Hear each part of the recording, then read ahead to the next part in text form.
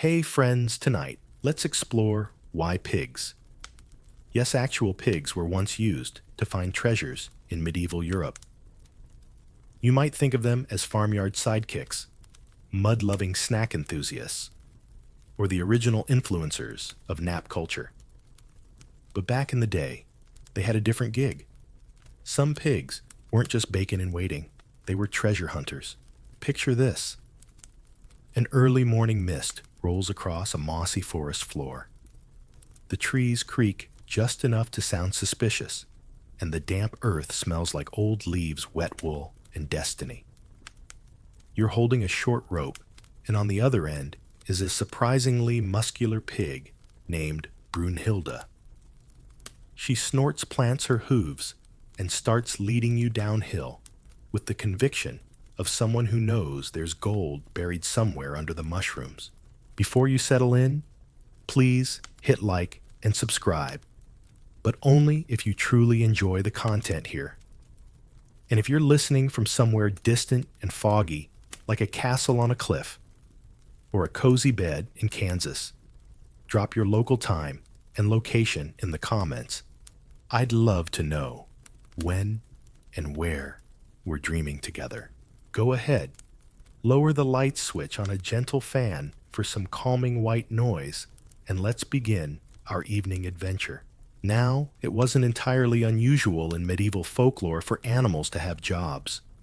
Dogs herded sheep, falcons caught rabbits, cats kept your grain safe from rodents. But pigs, well, pigs had noses, extraordinary noses. And in a world without metal detectors, sonar, or Find My Coins apps that was all you needed, pigs became the poor man's prospector. This wasn't just rustic superstition either. The belief that pigs could sniff out valuables, particularly truffles and buried metals, was serious business. And once truffles became associated with wealth and divine indulgence, pigs that could find them were practically walking dowries. In fact, truffle hunting pigs were so effective that laws had to be written limiting their use because they tended to destroy entire patches of forest root systems. Apparently, pigs weren't exactly gentle once they caught scent of treasure. But while the truffle pig is a somewhat well-known image, there's another dustier layer of this story, one less about culinary mushrooms and more about long-lost coins, forgotten heirlooms, and buried offerings. You're walking through a village path, flanked by wooden fences, leaning at angles that defy architecture and gravity. A barefoot boy runs past shouting, "She's found it again." You follow the commotion and find a pig, muddy from snout to tail, proudly standing in a shallow hole next to a handful of ancient coins. They're green with age, sticky with earth, and no one has any clue whose they were to begin with. The pig gets a slice of turnip as reward. You get a puzzled look from the reeve, who's already debating if this constitutes taxable income. This brings us to tonight's historical fact. In parts of medieval Europe, especially rural France and the Germanic states, pigs were genuinely employed or trained to uncover hidden objects, often food, sometimes metal, occasionally lost, or hidden items of value. Monks in certain regions even encouraged pigs to roam monastery grounds after festivals or pilgrimages. Why? Because where people lost things, pigs found them. The logic was simple. Where a human saw a patch of ordinary dirt, a pig saw potential. Their sensitive noses could pick up on disturbed earth fungal growth or faint traces of decay. To the medieval mind, pigs weren't just useful, they were magical in their own grunting, clumsy way. Of course not. Everyone was convinced. Some scholars argue that this whole notion of pigs as treasure sniffers is overblown, a fanciful blend of local superstition and exaggerated storytelling. There's debate over whether these pigs were genuinely trained or simply very food-motivated animals stumbling upon interesting finds while looking for snacks. But even if you take the skeptical view, you're still left with a delightful truth. People wanted to believe pigs could find treasure. And sometimes, belief is the most powerful job description of all. Let's not ignore the strange detail here because there's always one. In some folk tales, pigs weren't just sniffers. They were chosen. According to legend in parts of Bohemia, if a pig circled a certain tree 3 times before digging, that meant treasure lay beneath it, and it would only do so on St. Gertrude's Day, which, if you're curious, is March 17. So, mark your calendar. Forget leprechauns. Bring a pig to the woods. So here you are, candle flickering beside you, the faint sound of wind, or maybe a snore coming from the next room. And in your imagination, a stout little pig is leading a procession of curious villagers to an unexpected find beneath the roots of an old apple tree. It's not a dragon's hoard. It's not a king's ransom. But it's something. A clasp, a ring, a handful of coins, and maybe, just maybe, the promise that there's still mystery left in the mud. You rest your head. You imagine soft grunting outside your window. You wonder if your dreams tonight might include the squeaky footsteps of a determined pig hot on the trail of something lost long ago. And if not, well, at least you're not the one pulling the leash through that muddy forest. 3 soft thoughts before we close tonight's scroll. Pigs don't care about treasure. They just want snacks. Honestly, same. Medieval tax law had 0 rules for pig-found income, which feels like a missed opportunity. Somewhere in history, a pig was probably knighted, and we just lost the records. On the nose that knows, you're standing on the edge of a village square that smells like stale hay onion broth and anticipation.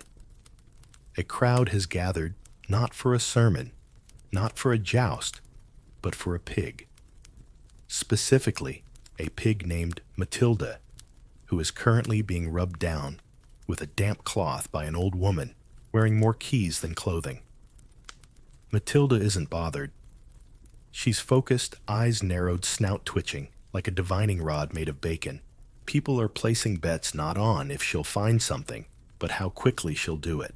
The townsfolk are murmuring that Matilda once found a bracelet lost for 30 years, or perhaps 30 minutes, depending on who's telling it. Someone swears she found a saint's relic beneath a barrel of fish. Another insists she once sneezed and uncovered a bronze dagger. These things change depending on the wine and the wind, but one thing's for certain her nose knows. Tonight's historical fact snuffles its way in, like a curious hoglet pigs, particularly sows, were once genuinely believed to have supernatural scenting abilities, not only for truffles, but also for precious metals, old coins, and buried heirlooms. While not widespread across all of Europe, this belief was deeply rooted in specific regions, especially those with strong oral traditions and weak financial systems. A truffle might fetch a tidy sum, but a coin hoard, that was the kind of treasure legends were made of. And while dogs had noses too, pigs were less distracted by social validation. They didn't need pats or praise. They just wanted food, and if you happened to tie a little garlic to the object you were searching for, they were practically unstoppable. The practical logic made sense. Pigs used their snouts constantly while foraging. Their sense of smell is reportedly stronger than that of dogs. And because medieval treasure hoards were often small, shallow, and poorly marked, frequently buried in soft soil, it wasn't entirely outlandish to think a pig might stumble upon one while rooting for turnips. But naturally, the idea gained momentum in the way only medieval ideas can, through accidents and embellishments. Take, for example, a 12th century tale from what is now southwestern Germany. A farmer claimed his pig unearthed a small wooden box containing silver rings, presumed to be from a wedding dowry lost during a river crossing decades earlier. Instead of calling it luck, the village declared the pig blessed by St. Anthony. It was fed from a gilded trough for the rest of its life and received visitors as if it were a furry little pope. You walk past a wooden sign carved with the phrase, "Beware of pig, she finds what you hide."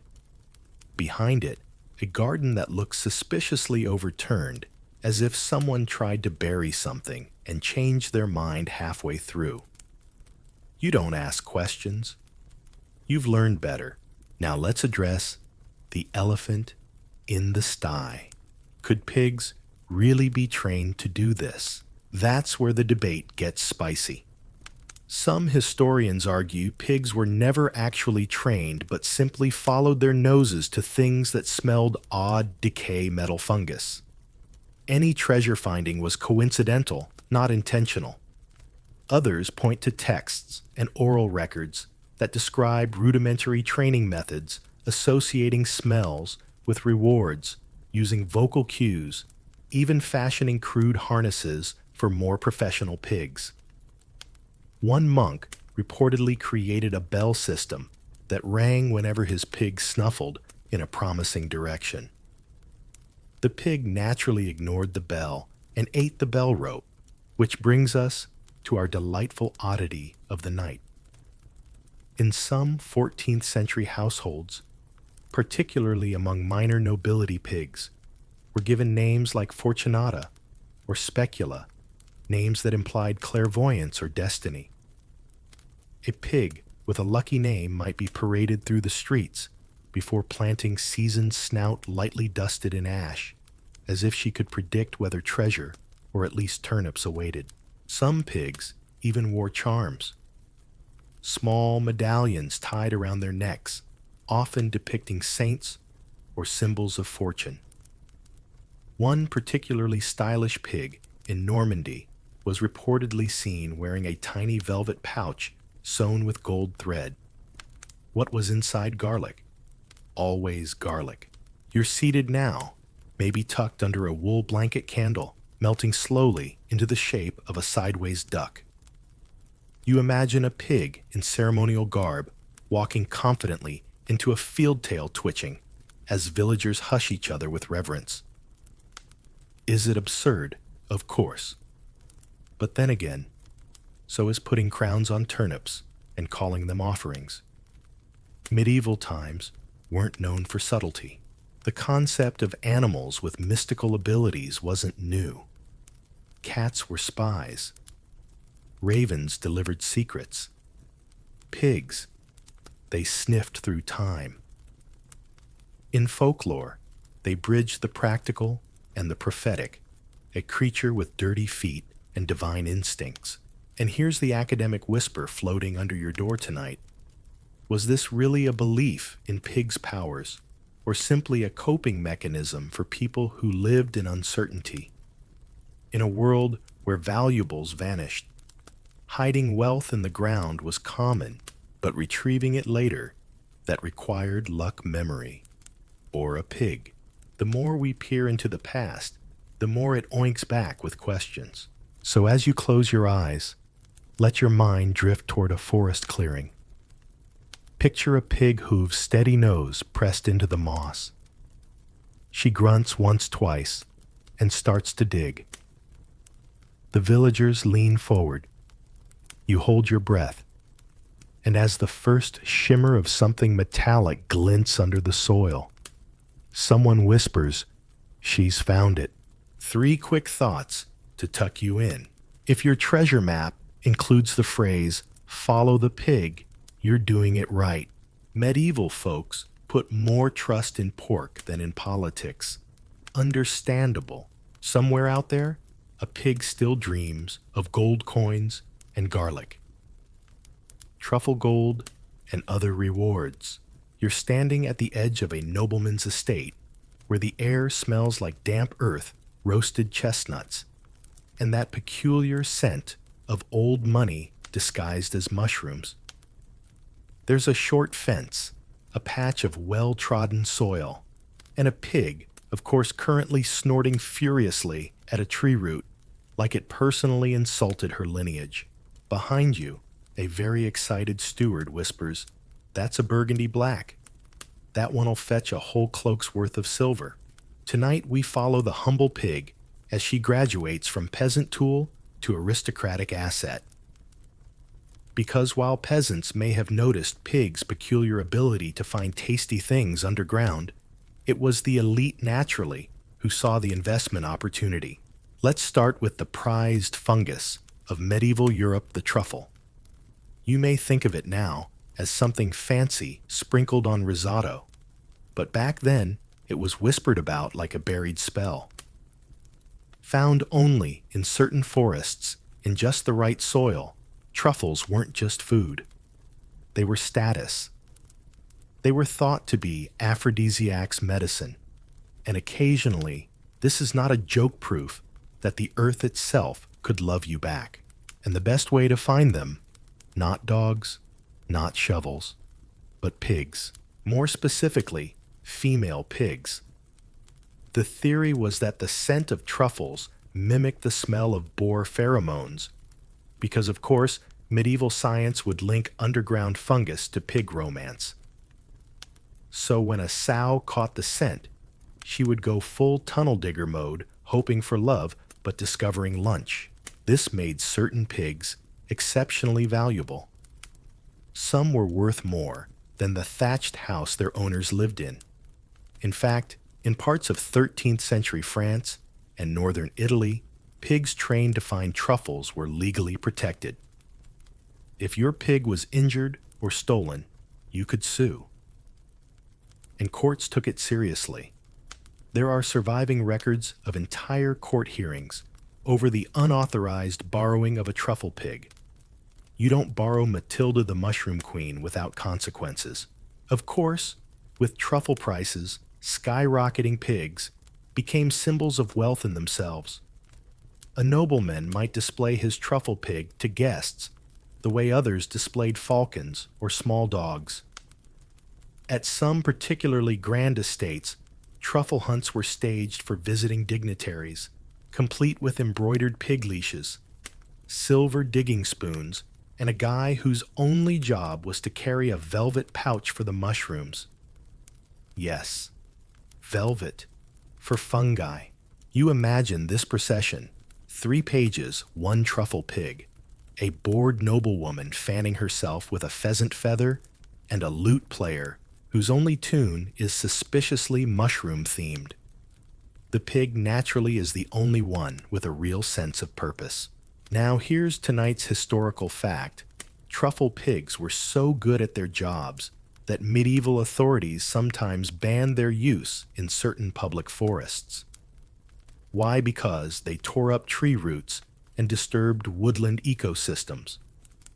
Also, peasants were starting to profit an outcome rarely tolerated by those wearing hats with feathers. So in some places, only licensed truffle pigs could hunt. Yes, you heard that right. Your pig needed a permit.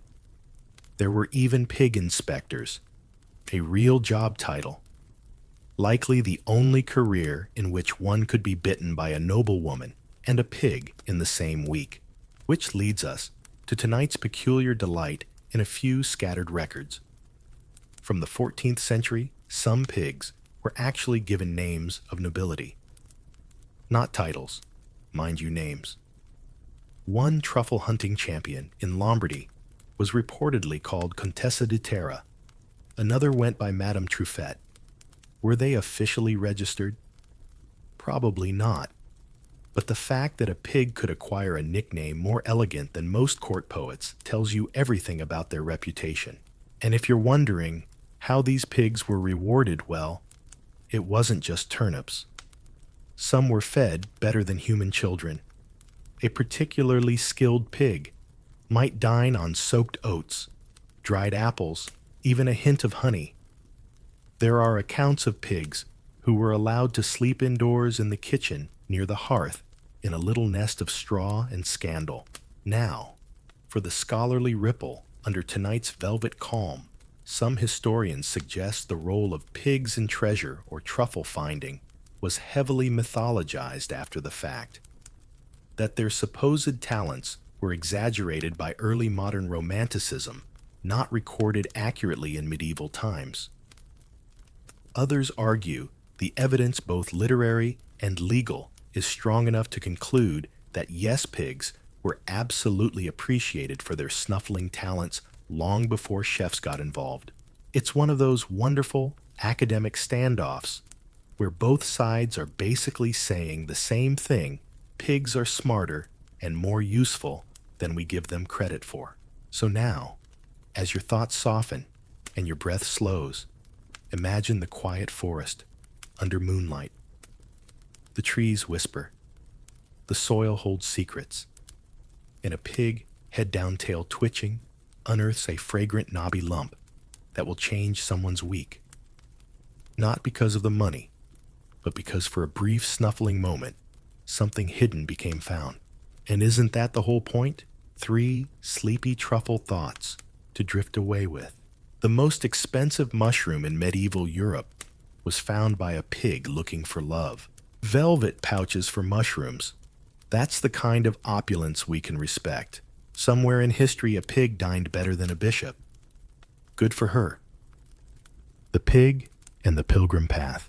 You're trudging along a dusty medieval road where every step smells faintly of dry wheat, damp leather, and spiritual ambition. Your boots, if we're being generous enough to call them, that are held together with twine and prayer.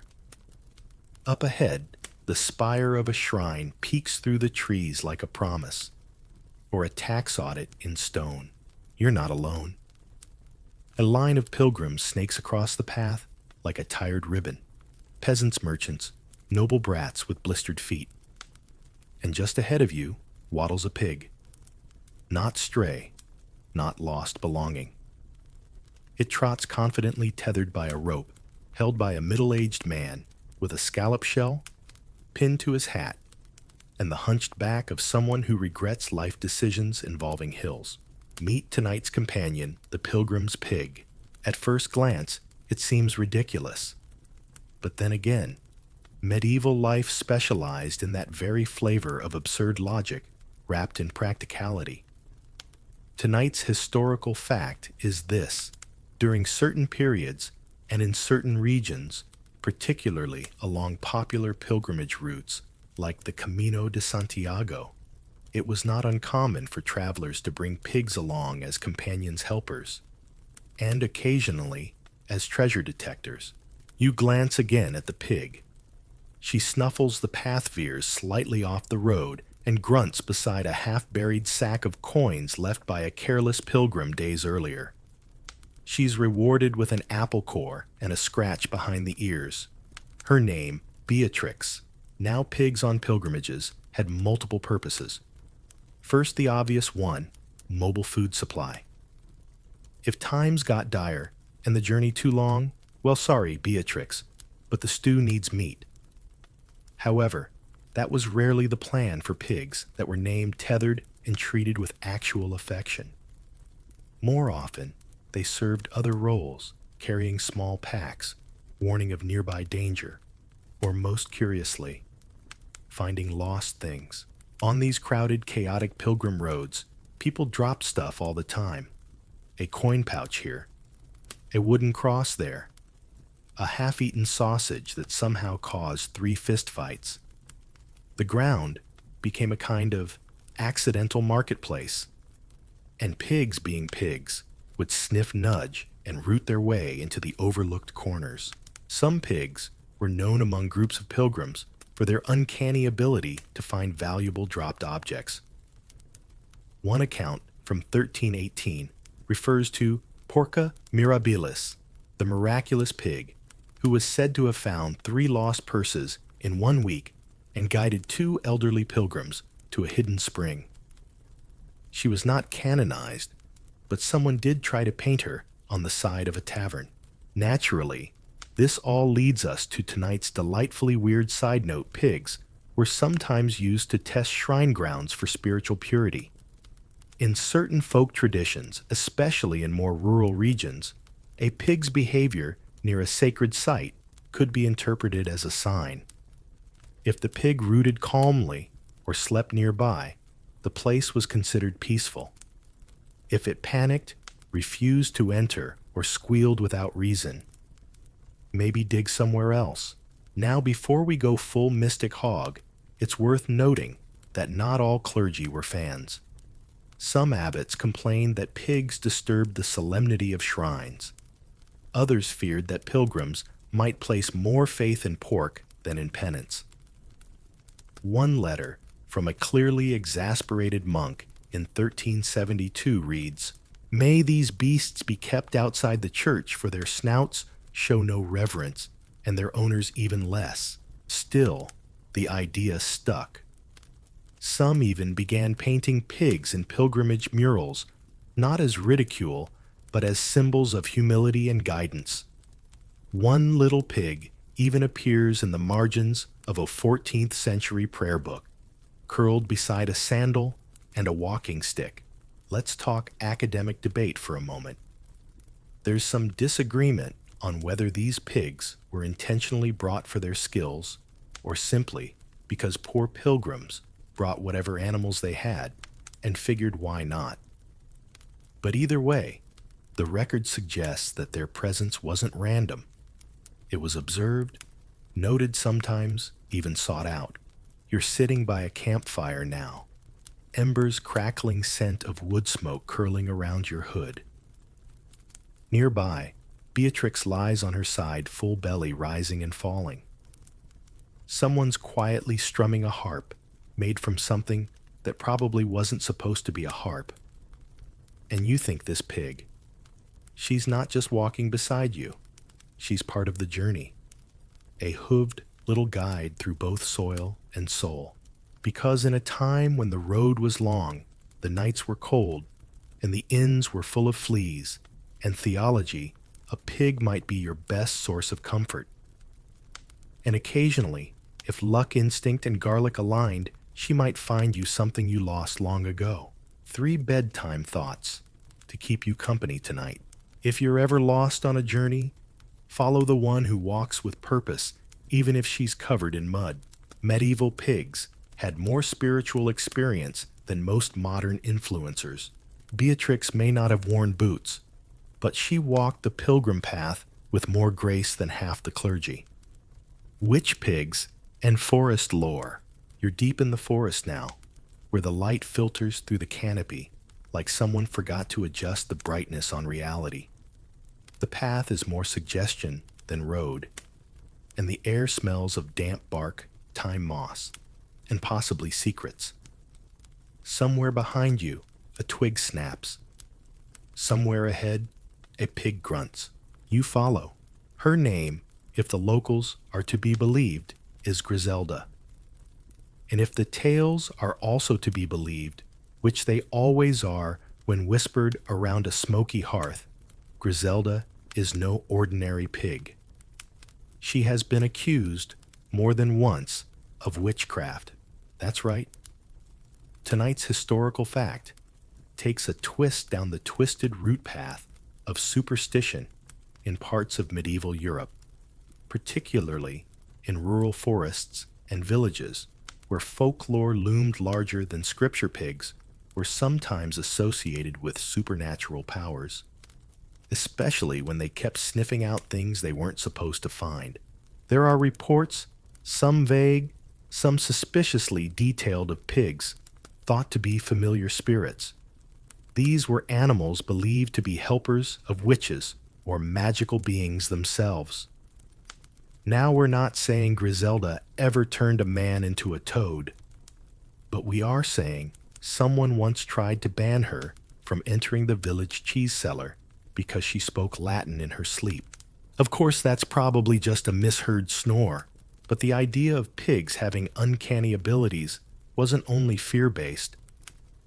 In some traditions, they were seen as protectors, able to sniff out enchanted objects or cursed ground. One particularly eerie tale from the Ardennes tells of a pig who refused to walk across a certain patch of forest no matter what. Later, villagers dug there and supposedly uncovered a rusted iron ring sealed in a box of salt. No one agreed what it meant. But the pig was fed honey and allowed to sleep indoors from then on. And here's tonight's peculiar aside in some villages when a child lost something valuable, like a brooch, a ring, or their grandmother's silver spoon, they didn't call for a priest. They called for the pig. Not a pig, the pig. The one known to have a nose for hidden things, and more curiously, a perfect record of finding them under circumstances that made everyone deeply uncomfortable. There was even a superstition that if a pig found something cursed, it would sneeze 3 times, snort in a spiral, and then sit down hard, preferably on someone's foot. You don't get that from any university library, but let's not get too carried away. Modern scholars tend to view these stories with one eyebrow raised. Some argue that pigs, being naturally curious and smart, simply rooted around and got lucky. Others suggest that local folklore often exaggerated the pig's abilities to make sense of the random and the strange. Still, there's something undeniably captivating about the idea that an ordinary animal with no crown, no education, and a deep love for mud could stumble upon magic just by doing what it does best. Now picture this. It's twilight, and you're seated at the edge of a small clearing. A few candles flicker from wooden holders jammed into tree bark. Griselda sits beside you, snout twitching, every so often, as if catching a scent only she understands. A villager leans in, whispering, "She found the miller's wedding ring. Said it was humming." You don't ask what that means. You just nod. Later, back at the cottage, a worn book tells you that in certain areas, pigs were thought to have the ability to unveil enchantment. Some even called them snout prophets. A questionable translation, perhaps, but undeniably charming. And here's the gentle scholarly debate drifting in tonight, like mist through the rafters. Were pigs truly feared or respected for magical reasons? Or were they simply so practical, so good at finding things that medieval minds had to make sense of it by naming it supernatural? It's the same question people ask about rainbow's dreams and cats who stare too long at empty corners. Back in the woods, Griselda rises suddenly. She walks across the clearing and begins to dig. Not urgently, not greedily, just with purpose. A moment later, her hoof strikes something. A glint, a snap, a gasp from a villager. You'll never know if it's silver sorcery or just someone's buried cutlery. But for a moment, the forest feels like it's watching. And the pig. She looks at you, not with wisdom, not with menace, but with the tired expression of someone who knows she'll never get enough credit for this. 3 soft curiosities to take with you into sleep. In some tales, pigs were closer to witches than cats. One even wore a tiny velvet hood. Allegedly, medieval people feared magic and bacon. Sometimes, in the same sentence, if your pig finds something glowing in the woods, say thank you, then leave immediately. Market Mischief and Oinking offers. You're stepping into a bustling medieval market square, and it smells like fresh bread, sour ale, goat sweat, and at least one questionable cheese. There's shouting, clinking, and the faint sound of a one-string fiddle being played by a man who's definitely charging more for performance than talent. But your attention is pulled in a different direction by a pig. Not just any pig. This one's wearing a red ribbon around her neck and standing on a wooden platform next to a sign that reads, "Truffle Sniffer and treasure finder. Inquire within. Yes. Tonight, we're at the intersection of marketing folklore and pig-based entrepreneurship, because here's your historical fact of the night in several medieval towns, particularly in regions bordering trade routes. Pigs were occasionally sold or rented not just as livestock, but as specialists. Treasure-finding pigs, coin finders, rooters of relics. Now, whether the pigs in question ever actually found anything is, of course, an open discussion. But that didn't stop the sellers from leaning all the way in. You walk past one stall, and a man is holding up a piglet and declaring, in an accent 3 counties away, "This one sniffed out St. Adrian's tooth just last week. The pig snorts. Someone buys her immediately." Naturally, this practice attracted every flavor of medieval drama. Accusations of fraud. Angry buyers claiming their pig only found dirt and embarrassment. Sellers insisting the buyer didn't bond with the pig properly. One case, recorded in a 15th century English merchant ledger, documents a man suing for a refund after his treasure pig only uncovered old shoe buckles. The seller's defense: she has standards, and here's where things get delightfully strange. To increase value, some pigs were paraded around the square doing little performances. A popular trick: drop a coin under some straw and let the pig root it out while onlookers gasped. Of course, the coin was usually rubbed with a little garlic or honey beforehand. The medieval version of a rigged talent show. You can almost hear the vendor's pitch now. Guaranteed to find silver buried charms, or your money back. Small print refund void if pig refuses to work on Tuesdays or during Lent. Pigs weren't the only animals being hawked with questionable claims. Ferrets were sold as vermin exorcists, cats as book protectors, and one duck true story was allegedly enchanted to never quack during confession. But pigs had that rare blend of practical usefulness and mystical aura. They could dig, they could sniff, and more importantly, they could sell. In some markets, especially those near forests or old battlegrounds, treasure pigs became a seasonal attraction. People would travel miles to rent one for an afternoon of hopeful rooting. Families made a day of it. Bring your lunch pack, your hopes, and follow the oinks. It was the medieval equivalent of panning for gold, only with more mud and significantly more grunting. Our oddity for the evening. In one Bavarian village, a local pig became so popular for finding valuables that she was painted onto the town's festival banner. Her name was Erna. Every year during the summer, fair children would wear pig ear hats in her honor, and small cakes shaped like pig snouts were sold for good luck. Sadly, none of these cakes have survived the centuries, except perhaps in spirit. And here's tonight's scholarly whisper. Historians are split on how widespread and sincere this pig-selling practice really was.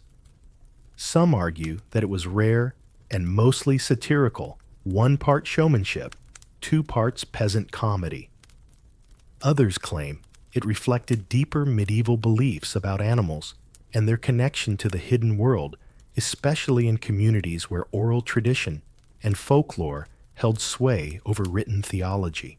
What we do know is that the line between belief and business was often flexible. You're resting now, somewhere beside a haystack that may or may not be for sale. The market is winding down. A pig curls up beside her cart, dreaming of apples. The seller counts his coins. A buyer examines a map and wonders which hill looks most promising. And you begin to wonder if maybe, just maybe, there's something to it all. Not the magic, not the marketing, but the hope, the belief that with just the right nose and a bit of luck, something valuable might be just beneath your feet. 3 wandering thoughts to walk you into sleep. If someone offers you a pig with a business card, say yes, just for the story. Medieval people were scammed with more enthusiasm than will ever be. Erna, the treasure pig, deserved her own statue, and probably a day off. Boar coins and muddy mysteries. You're standing ankle deep in mud that smells like wet iron cabbage water and a touch of regret. The air is thick, not with mist, but with expectation. Around you, a circle of villagers, all in various stages of dampness, peer at a shallow pit. In the center of it stands a boar chest, puffed tusks, modest but menacing, an expression smug, in a way only a pig can manage. Clutched in his mouth is a pouch, drooling slightly, dripping with muck. Someone gasps. That's Lord Edric's seal. And just like that, what began as a pig's mid-morning route around the orchard becomes a legal dilemma with political undertones, theological panic, and several very confused goats. Tonight's historical fact unearths a particularly juicy anecdote from 1346. A semi-domesticated boar in the Rhineland was reported to have dug up a buried stash of coins in a fallow field.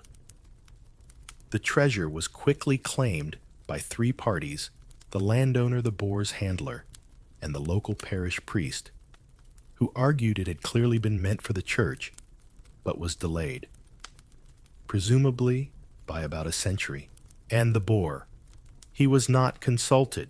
The story recorded in local tax disputes and retold in many alehouses with increasing amounts of flair, sparked real debate over who owned buried treasure found by animals. This wasn't a one-off case either. Across medieval Europe, hoards were often discovered accidentally by farmers, plowmen, and yes, pigs.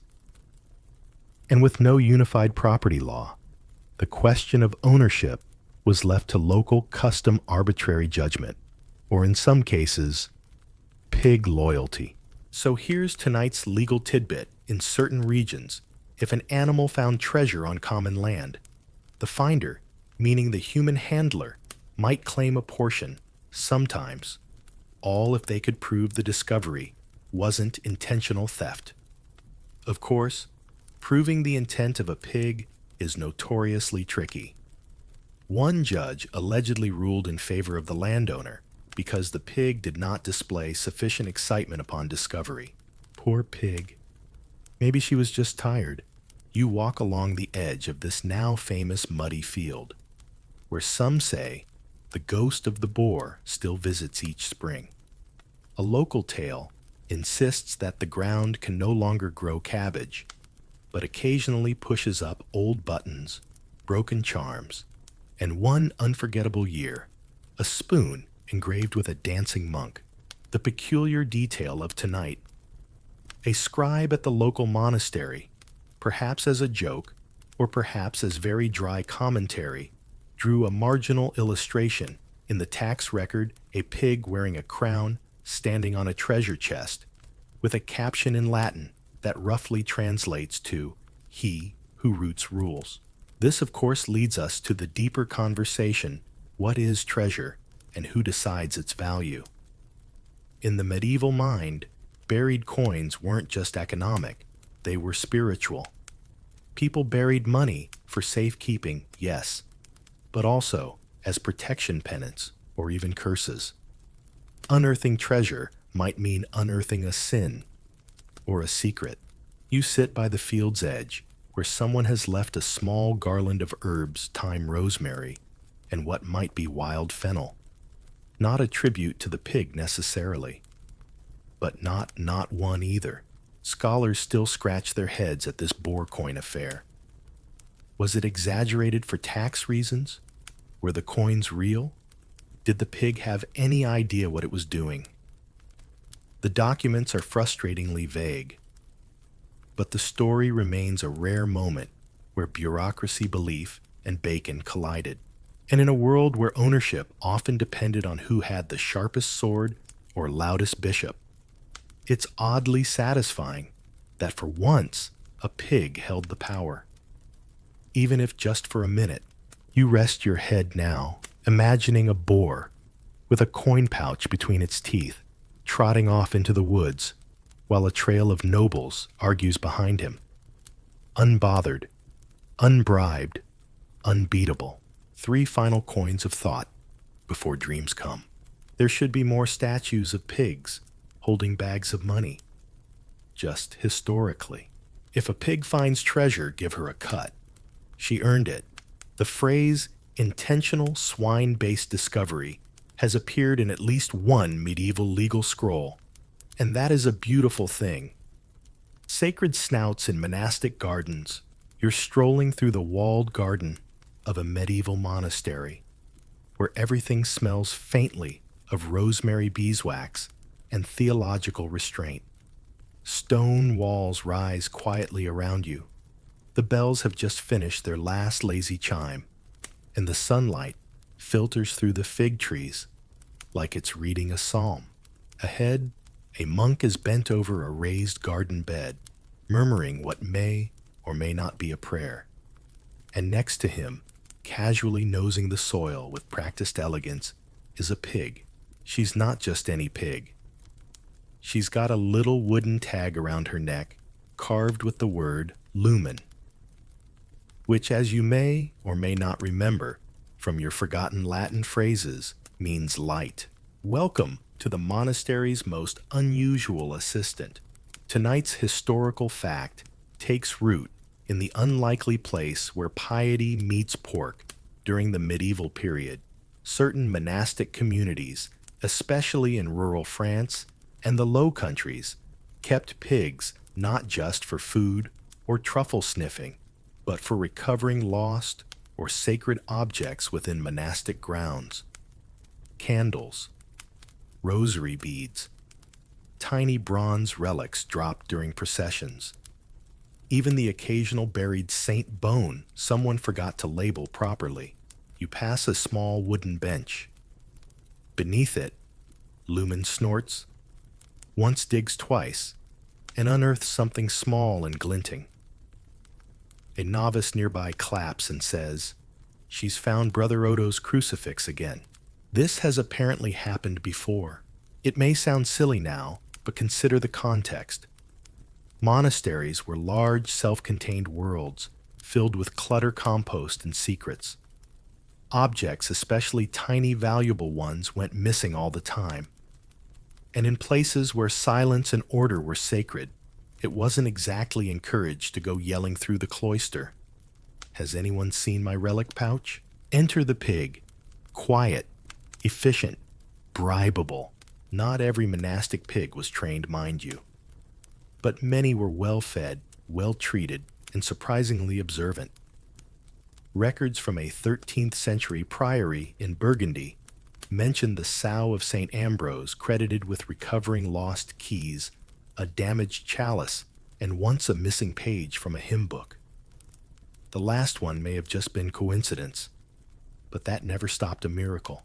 Here's tonight's strange but delightful detail. In a handful of cases, pigs that were unusually successful in this recovery role were honored with blessings. Not canonization, let's not get too wild, but small tokens. A garland of dried lavender, a painted stone in the garden.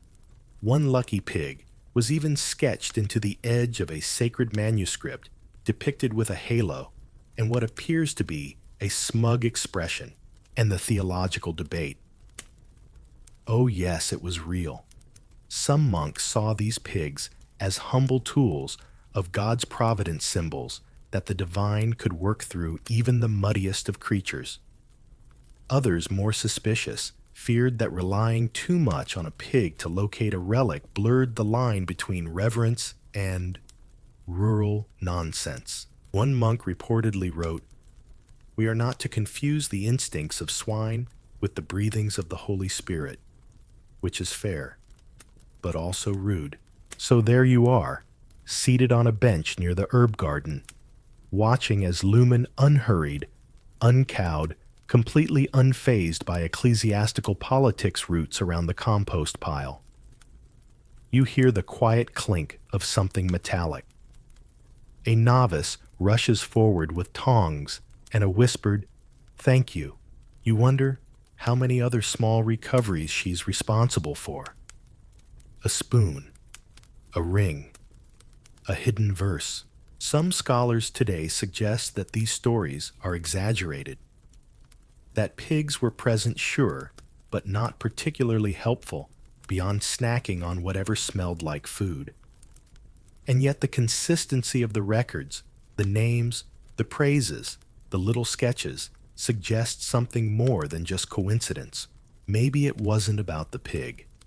Maybe it was about having something, anything, that made a chaotic world feel a little more orderly.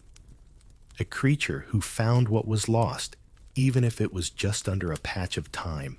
3 monastic musings before you drift. Somewhere in history, a pig recovered more sacred objects than a novice with a lantern. There's probably a saint who quietly blessed a pig and never admitted it. If God can work through donkeys and burning bushes, a truffle pig isn't that big of a leap. Nightly hams and battle relics. You're squinting through the smoke of a recently extinguished battlefield, though battlefield might be a bit grand. It's more a trampled meadow, strewn with snapped lances, dented helmets, and that unmistakable smell of singed wool and heroic indecision. Nearby, a knight sits on a stone, unlacing his boots and muttering something about knees that were never meant to carry chainmail uphill. At his feet, a pig is happily rooting through a pile of discarded armor straps and broken arrows.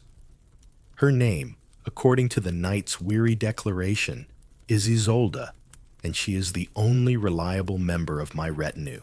Tonight's historical fact glints beneath the tarnished edges of forgotten glory in some knightly households.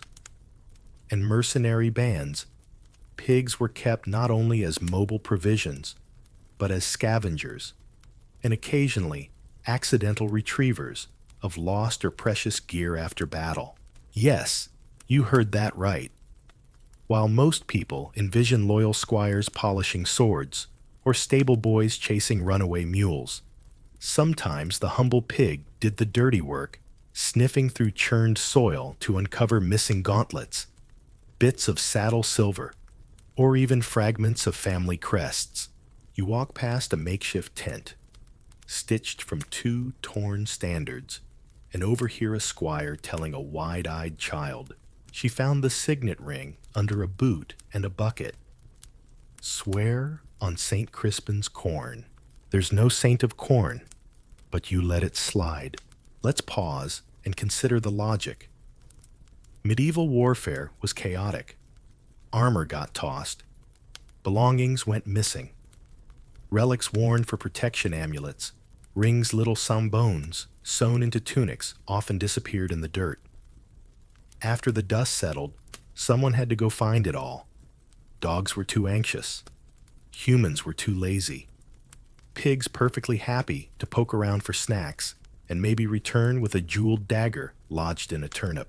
In some noble households, pigs were unofficially enlisted into post-battle cleanup. One manuscript from 1391 describes the swine of Sir Gervase, who reputedly returned with not 1, but 2 silver belt buckles and half a mailed glove.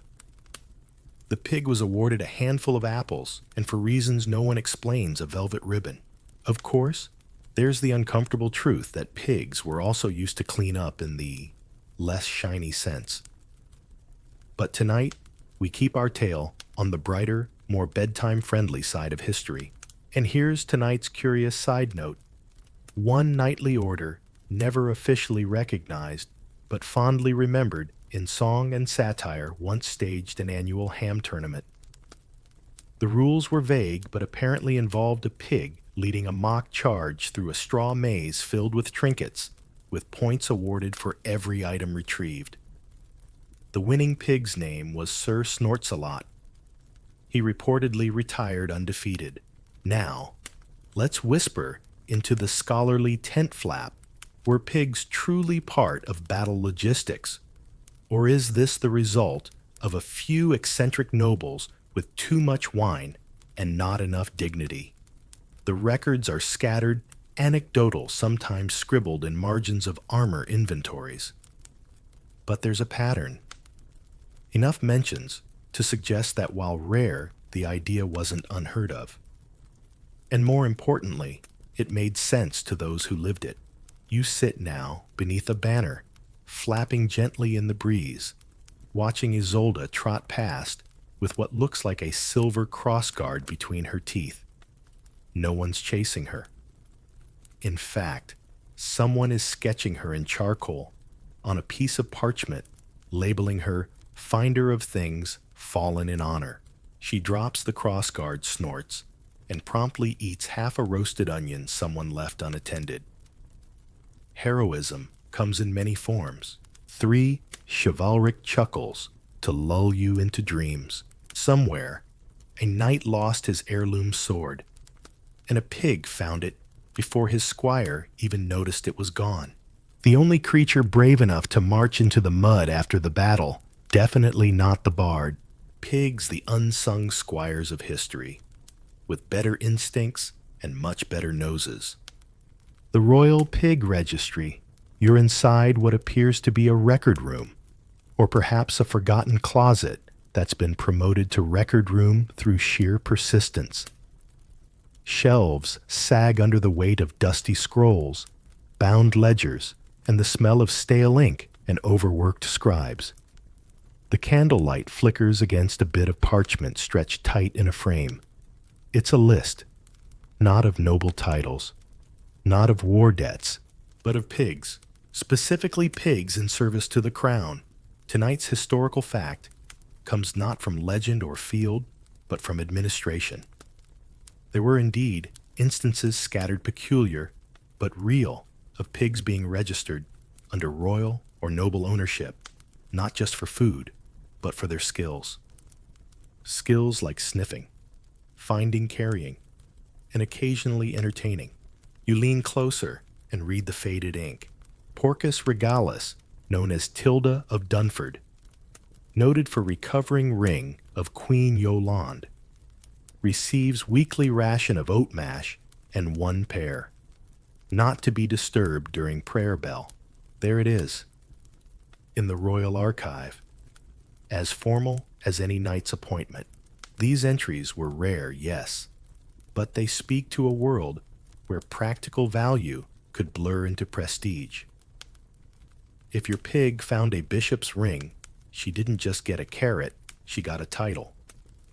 And if she kept finding things well, she might just get written into the household books, same as a falcon or hound. It's easy to imagine the moment a noblewoman in a garden drops a beloved brooch. A frantic search ensues. The gardeners are questioned, the servants blamed. And then, a snort from the edge of the hedge. A squat little pigtail flicking noses the brooch into the open. No one breathes. Then the lady gasps, clutches the pig to her chest, and declares, "She's mine now. Put her on the list." One such pig, according to a court clerk in 1402, was even granted a tiny crest, a ribboned collar with a boar's head embroidered in silk. She was not expected to attend court, but she was required to appear for an annual acknowledgement of service, which seems to have involved being paraded around the garden while everyone clapped politely. The curious detail of the night, a rumor in the records, suggests that in a minor Iberian court, a pig named Margarita was listed under military logistics. Her job, sniffing out salt caches during wartime travel. The report notes she found 4 barrels, 3 hidden stashes of dried fish, and once stole an entire loaf of bread from the chaplain. Her pension was approved unanimously. Naturally, not all scholars take these registries seriously. Some suspect exaggeration, satire, or symbolic language. Maybe pig was code for something else. Maybe the entries were jokes that no one erased. But others argue that these references scattered across regions and decades point to genuine recognition. Because when something or someone proves their worth in a world full of unpredictability and loss, you remember, you're now seated by the window of this archive room, watching the wind flick at the corner of a parchment page. The lists continue: names, dates, brief descriptions. Some pigs noted for finding lost items, others for accompanying children, one simply for excellent demeanor. It makes you wonder how many were remembered because someone decided they should be. The debate among historians continues.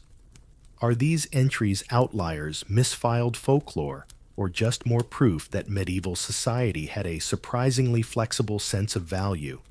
And yet the tone of the record's polite, factual, even admiring, suggests that at least for a moment, someone looked at a pig and said, "Put her in the book." 3 royal remarks to tuck under your blanket. Somewhere, a pig had better benefits than half the castle staff, and no one dared question it. If your job title includes finder of royal objects, you should definitely get a collar with embroidery. Trained, but not tamed. You're standing in a small village courtyard, cobblestones, warm from the late afternoon sun, a jug of something that claims to be cider, sweating quietly on the ledge beside you. Ahead, a man in a felt hat is waving a turnip dramatically in the air and shouting commands that sound suspiciously like bad Latin, and responding to those commands with the exact amount of cooperation you'd expect from an animal who knows she's smarter than the man shouting is a pig. Her name is Eloise. She obeys when it suits her. She finds things when she feels like it. And according to the gathered crowd of villagers' pilgrims and one skeptical friar, she is the most well-trained, partially loyal, spiritually indifferent treasure pig in 3 counties. Tonight's historical fact comes not from courts or clerics, but from the training yards, alleys, and gardens of the medieval working-class pigs could be trained absolutely, but not always tamed. See training. A pig wasn't like training a dog. There were no whistles, no paw shaking, no loyal looks of devotion. Pigs learned because they wanted to, because the carrot was juicy, the reward was clear, and the alternative was boring. And once trained, they retained information shockingly well. Some pigs could recognize up to a dozen scent cues. Others responded to claps, gestures, or even the ringing of a tiny bell, though only if the bell preceded lunch. In one 15th century village fair, a pig named Marjorie was reported to perform 3 tasks on cue: finding a silver brooch hidden under straw, climbing a wooden ramp for a cheese slice, and famously ignoring the local magistrate. All impressive, but that last trick really brought the house down. But here's the twist: pigs chose when to comply. There were entire texts, mostly folk wisdom, sometimes scribbled into margins of agricultural manuals dedicated to managing pig moods. One excerpt suggests, if the sow yawns twice and turns her face west, try again on the morrow. Another says pigs do not favor Mondays. And honestly relatable. This leads us to tonight's charming anomaly. A man named Leontinus of Bar-le-Duc claimed to have invented the first pig discipline scroll, a list of exercises meant to promote obedience and reduce sass. Included on the scroll, rubbing the snout with lavender, playing a flute at dawn, and my personal favorite, reading aloud from Psalms. His pig, Beatrice, was said to respond best to Psalm 42. Make of that what you will, but not everyone was so enthusiastic. While pigs could be wonderfully useful, they could also be difficult. One lord complained in a letter that his pig refused to work after being insulted by a cook. Another claimed his pig would only root in even-numbered garden rows, regardless of need or logic. Historians today have plenty to say on the subject. Some argue pigs weren't truly trained, just conditioned by routine and reward.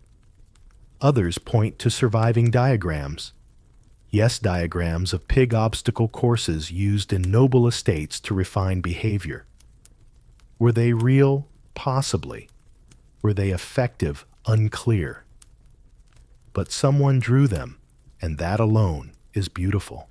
You're now sitting by a fountain where Eloise the pig is cooling her hooves and accepting grapes from children like a minor forest deity.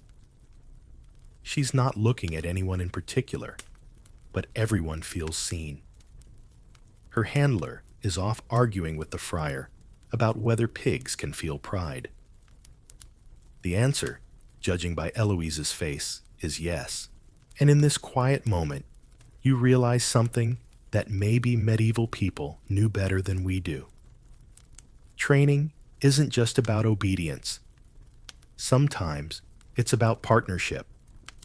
Sometimes the best kind of help is the kind that comes with a little attitude and a lot of snorting. 3 stubborn thoughts to drift into sleep. You can train a pig to do almost anything except pretend to care. Somewhere, a pig once refused to find a treasure out of pure personal spite. The medieval world didn't need perfect obedience. It needed results, and pigs delivered when they felt like it. The mud oracle problem. You're in a modest apothecary's hut, tucked at the edge of a boggy village where the shelves are lined with jars, labeled in a combination of Latin wishful thinking and chicken scratch. The whole room smells like boiled sage candle smoke and something that probably used to be a frog. And in the center of the room stands a pig, not lounging, not rooting, but standing in absolute stillness, eyes half closed, snout tilted toward the ceiling, as if receiving instructions from a divine mud-based entity. Around her, 3 alchemists hover, one scribbling furiously, another muttering something about magnetic fields, and the third gently waving a piece of salted fish. Welcome to tonight's historical curiosity, the short-lived but unforgettable medieval attempt to turn pigs into oracles. Now don't panic. We're not talking about pigs telling the future with incense and moonstones. At least not entirely. What we are talking about is the documented belief, especially in certain parts of southern France and the Low Countries, that pigs might help locate precious minerals, buried metal, or energetic disturbances in the earth. Enter the mud oracle problem. It begins with a question that's actually surprisingly practical if pigs can sniff out truffles. Why not gold or silver? Or that weird copper orb the bishop buried after an unfortunate dream? Somewhere around the late 14th century, a handful of thinkers equal parts, herbalist, mystic, and sleep-deprived tax dodger, began proposing that pigs might not only be excellent finders, but reactive detectors. In short, if the pig starts spinning, digging or oinking in triplets, the earth below is probably hiding something shiny or cursed. You find yourself observing one of these experiments in real time. A monk drops a spoon beneath a layer of straw. The pig, her name is Clotilde, snorts once, walks directly to the spot, and sits. The room erupts in delight. Someone drops a second spoon just to test. Clotilde refuses to move. One alchemist declares this a sign of divine refusal. And here's the peculiar detail. Of the night, a few of these divining pigs were given elaborate titles: Porcus aurum sensitiva, or the gold-sensitive pig. Some were paraded at village fairs. Others had their own mud plots, specifically blessed by local priests to calibrate their sensing field. Was any of it effective? Well, no. But did that stop people? Also, no. In fact, some would-be treasure hunters spent years trailing pigs through forests, bogs, and even ancient ruins, taking notes on their behavior and building theories like if the pig circles counterclockwise 3 times and then sneezes, expect bronze. There were even charts. One truly ambitious man claimed to have mapped pig oink frequencies to different mineral types. The chart is mostly unreadable, but it does contain the phrase tin-excited grunt, followed by humble silence. The academic world, as you might guess, has opinions. Modern historians see the mud oracle movement as a delightful footnote in the broader context of pre-scientific experimentation. Others chalk it up to medieval boredom and surplus pigs. A few more generous scholars argue that while the conclusions were ridiculous, the spirit of observation was remarkably ahead of its time. After all, they were watching, taking notes, making hypotheses. Sure, the subject was a pig in a puddle, but the intention, kind of noble. And now, here you are seated beside a candle, as Clotilde wades into a shallow trough of wet earth. She pauses, tilts her head, and begins to paw at a corner. The alchemists hold their breath. You, being less emotionally invested, sip your tea. She unearths a rusted spoon, the same one as earlier. A letdown, maybe, but the lead alchemist shouts, a sign of recurrence. The prophecy continues. 3 muddy thoughts to carry you into soft sleep. Somewhere in history, a man staked his career on a pig who only found spoons. Scientific method is great, but have you tried starting with a pig and zero plan? The phrase gold-sensitive pig deserves a comeback in every field. Village betting and pig races. You're leaning against the rickety fence of a village green that smells like trampled grass, baked onions, and optimism that's a little too loud for this hour of the morning. Behind you, someone's frying something suspiciously oily over a fire. Ahead of you, a dozen pigs are lined up behind a very crooked rope, each one proudly oiled ribboned and clearly not in the mood to be told what to do. Welcome to the grand event of St. Hildegard's Feast Day, the annual treasure pig race. Tonight's historical fact may sound like something invented by an over-caffeinated storyteller, but hang on to your cider mug. Some medieval villages, particularly in the 14th and 15th centuries, really did hold pig competitions based around rooting, sniffing, and even locating buried objects for sport and modest fortune. It started like most things with a mix of boredom and barley. Festivals were rare bursts of color and chaos in otherwise gruel-colored lives, and any excuse to laugh at a pig running sideways in search of a cabbage was welcome. But over time, it turned oddly organized. You walk past a betting board scratched into slate. The favorites have names like Trufflemancer, Snouty McSnoutface, and Lady Gilda of the Eastern Trough. The stakes? A basket of onions, 3 loaves of rye, and half a jug of something the brewer insists is plum wine, but smells more like enthusiasm. The rules are simple, at least on paper. Each pig is let loose in a designated rooting area, marked by hay bales and enthusiastic yelling. Somewhere beneath the soil is a coin trinket or small relic, usually planted just minutes before. The first pig to locate its prize and trot it back to the marked circle wins. The chaos is immediate. Trufflemancer wanders into the crowd to beg for snacks. Lady Gilda starts digging aggressively in the wrong direction, and Snouty McSnoutface simply lies down, clearly refusing to participate in capitalism. But one pig, small, muddy, and wearing a single blue ribbon, makes a beeline toward a patch of disturbed earth, snorts once, and unearths a tarnished ring. The crowd explodes. A friar faints.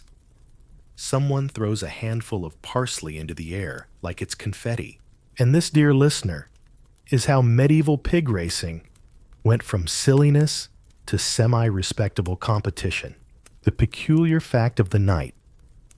In one village chronicle from 1472, a treasure pig race ended in a tie. The officials, a retired tanner, and a suspiciously quiet baker, declared the pigs equally blessed and offered them honorary titles. For the rest of the year, both animals were referred to as Snouts of St. Mercy and exempt from bacon-related destinies. You'd be forgiven for thinking this was just rustic mischief, but let's peek under the hay for a moment. These events weren't only about entertainment. They served as communal rituals, mixing superstition, friendly rivalry, and the faint hope that maybe if the right pig dug in the right place, something valuable would come out. Some people even whispered that pigs who won multiple races were guided by saints, by luck, by leftover breadcrumbs. Who knows? And of course, not all pigs were happy about their fame. One account from the East Midlands tells of a pig who, after winning 3 straight events, began refusing to dig unless a bell was rung, and she received an apple slice first. Diva behavior, or just knowing your worth. Historians remain charmingly divided. Some believe these races were simple games, nothing more. Others argue they reflect deeper social dynamics, shared belief, symbolic rooting, even a subconscious reenactment of the human quest for meaning through muddy confusion. You're now seated beside the makeshift podium, where the winning pig is being fed a turnip by a child dressed as Saint Hildegard. The sky has turned soft purple. The crowd has calmed, and someone is carefully carving a new notch into the village pole, marking the 12th annual race with a pig-shaped etching. 3 festive thoughts to carry you into dreams. Medieval pig races were the only sporting events where the athletes dug their own trophy. Betting on a pig named Trufflemancer is both wise and deeply chaotic. Somewhere in history, a pig held a perfect win record and retired undefeated. Boars on Smuggling Routes. You're walking along a narrow forest path that smells like moss-old boots and something slightly burnt, probably the torch wax in your hand. The trees lean inward like gossiping grandmothers. Somewhere nearby, an owl hoots and a horse sneezes in a way that makes you feel oddly judged. But your real guide tonight, a pig, more specifically, a boar. Low to the ground, tusked, and wearing what can only be described as a suspiciously well-fitted leather satchel. Welcome to the least expected courier service of the medieval underworld.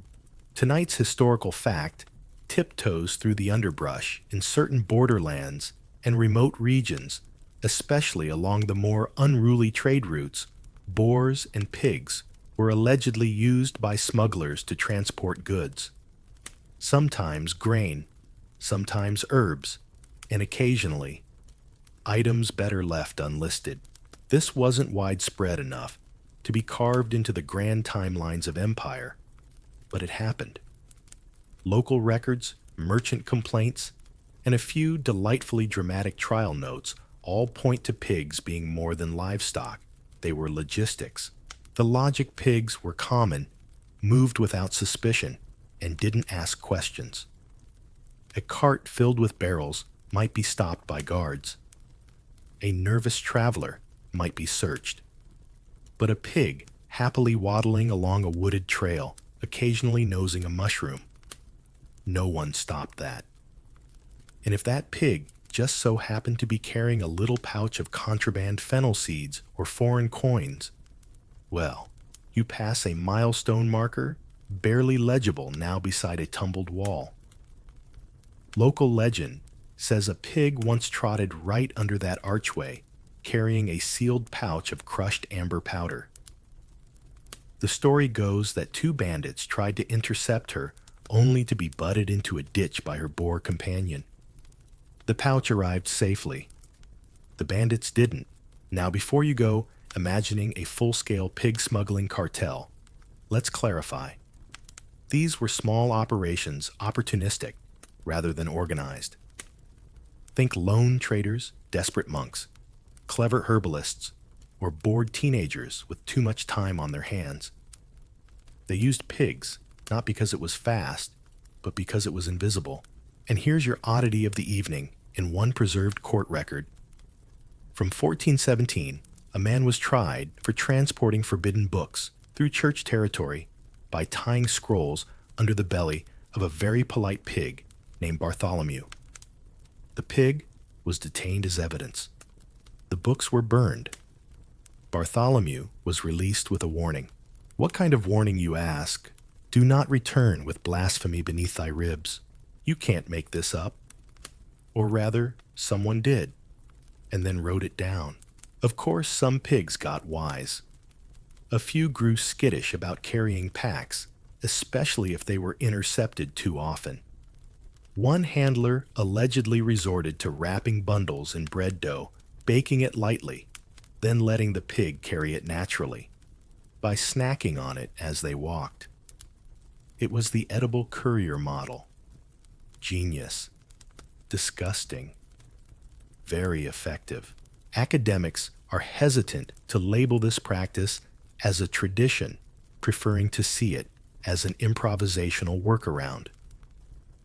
But the evidence scattered as it is suggests, it happened often enough to become a minor headache for border officials and ecclesiastical authorities. A bishop in Flanders reportedly called it ungodly commerce via hoofed deceit, which frankly is a phrase that belongs on a t-shirt. Now, you're perched beside a hollow tree, watching the smuggler pig shuffle by ears, twitching leather pouch, swinging gently with every confident step. Her partner, a bearded man chewing mint and whistling badly, keeps pace a few feet behind. Neither of them looks worried. In a world of tolls, bribes, and suspicion, sometimes the safest courier is the one no one sees coming. Or rather, the one they see but never question. 3 secret thoughts to smuggle into sleep. Somewhere, a pig carried messages that changed hands before the king even knew they existed. If you want to avoid suspicion, blend in with the mud. Or, better yet, befriend someone who already does. Ungodly commerce via hoofed deceit may be the most poetic accusation of the Middle Ages. The King's Lost Ring. You're wandering through the overgrown edge of an old orchard, the kind where the trees lean too far and the grass seems to whisper gossip.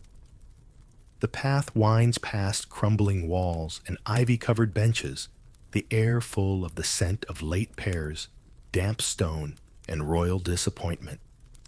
Up ahead, a group of people gathers around something small, round, and glinting faintly in the sunlight.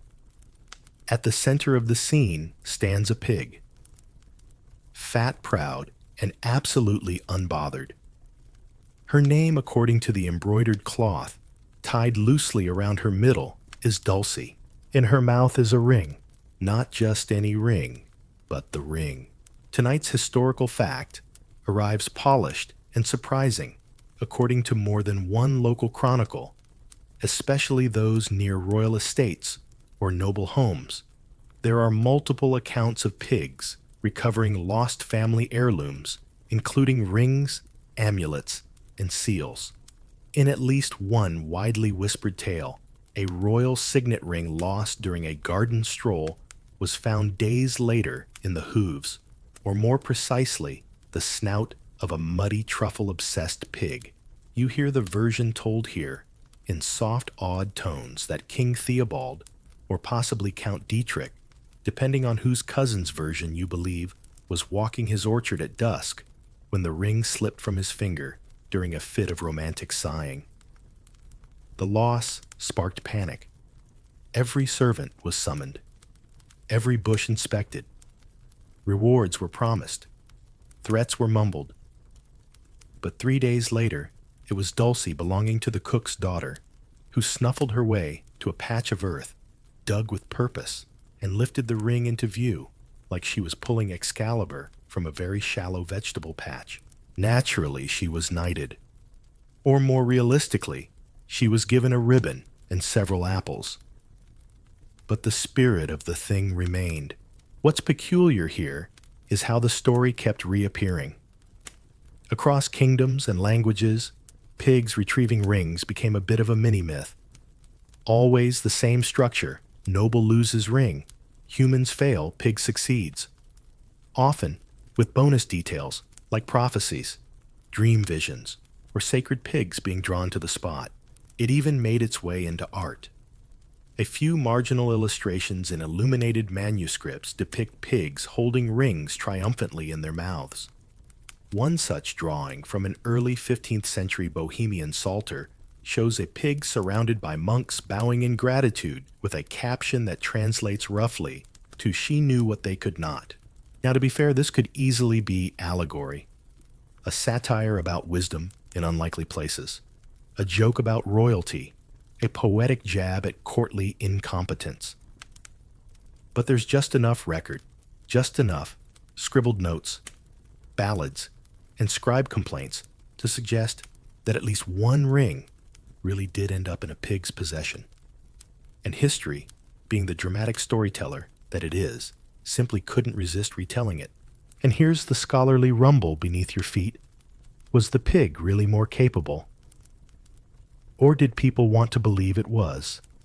Did they crave a world where the humble triumphed, where treasure returned by accident, where snouts outperformed scepters?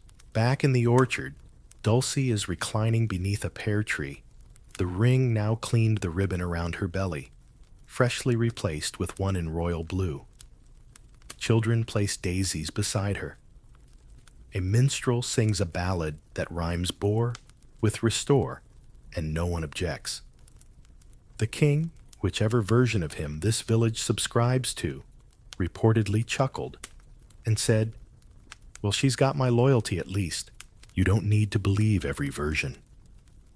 But it's hard not to smile at the idea that sometimes, just sometimes, the kingdom's greatest mystery is solved not by power or prayer, but by a pig with a decent sense of smell and an attitude. 3 royal reminders to fall asleep to. If your ring goes missing, search your heart, then search your pig. Somewhere a pig brought peace to a court by simply doing what pigs do best. Dulcie may not be in the royal portrait gallery, but she absolutely deserves to be. Plague pigs and buried goods. You're walking through a village that no longer makes much noise. The houses stand silent doors, half-latched shutters drawn like someone tried to blink but never quite finished. The fields lie fallow, overgrown, and the air carries a faint bitterness, ash sage, and something old enough to forget itself. And then you hear it, a snort, soft, deliberate, followed by the sound of earth being turned by something very determined. You follow the sound past a tumbled fence and find her a pig, dusty serious, and entirely absorbed in digging at the base of a pear tree. Beside her, a crooked stick with a faded bit of cloth tied to it flaps in the breeze. The cloth marks something, though no one seems to remember what anymore.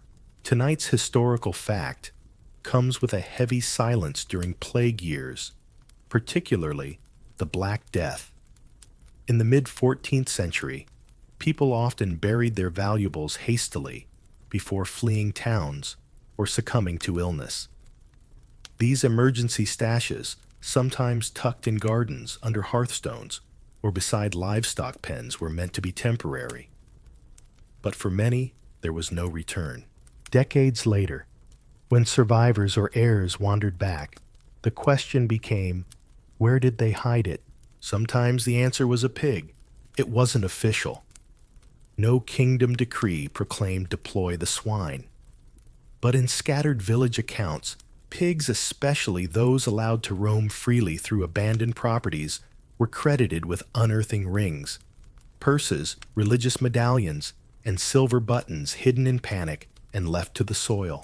You watch as the pig uncovers something wrapped in cloth. A small bundle.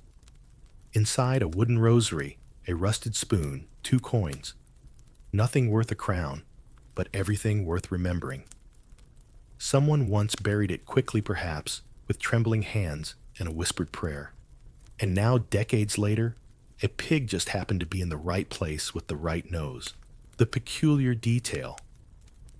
In one village in Gascony, a returning family declared their pig to be guided by the spirit of Saint Roch after she found 5 small hordes in a single month. She was walked through the town each Sunday with garlands around her ears. Local boys wrote songs about her. The priest tried unsuccessfully to baptize her. Her name was Blanche. She slept under the family table and reportedly refused to eat cabbage. Some thought these pigs had a 6th sense for grief. Others believed that the disturbed soil of plague burials had a memory of human desperation that lingered. Some less romantically noted that pigs were just very good at finding anything slightly edible. A silver spoon that still smelled faintly of stew. A trinket buried with a chunk of salted pork, logical. Tragic. Real. The academic conversation gets murkier here. Was the pig's role mythologized later? Did returning villagers credit pigs because they wanted to believe something still worked in the chaos? Maybe. But the pattern of stories, different languages regions, decades apart, suggests this wasn't just narrative convenience. It was memory wrapped in hoofprints. You sit now on a crooked bench as the pig curls beside the tree she dug. The bundle rests on your lap, still faintly warm from the earth. No one knows whose it was. No one comes to claim it. But in a way, it feels like someone's returned. And maybe that's the real treasure, a link, however muddy, between the past and the now. 3 quiet thoughts for the end of a heavy day. In a time of plague, even hope was buried, but not always forgotten. Somewhere, a pig helped a grieving family feel like the world still had patterns. Blanche, the cabbage-refusing relic finder, deserves a monument, preferably next to a pear tree. The Templar pig theory. You're in a stone cellar that smells like damp parchment beeswax and secrets with exceptionally good posture.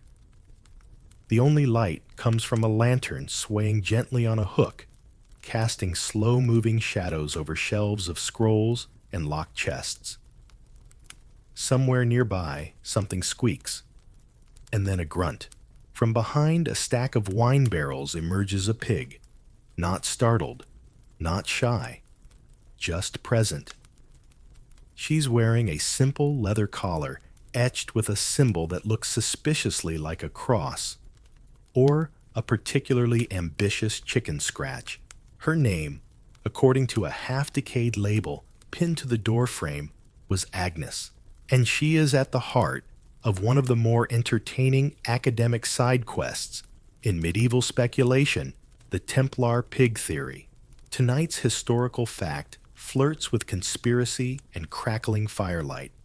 While no mainstream history book will tell you this without coughing politely into its sleeve, there exists a persistent theory, born in whispers and fan fiction footnotes, that the Knights Templar may have used pigs in their more discreet treasure operations. Now let's pause. The Templars, as you know, were the rock stars of medieval mystery.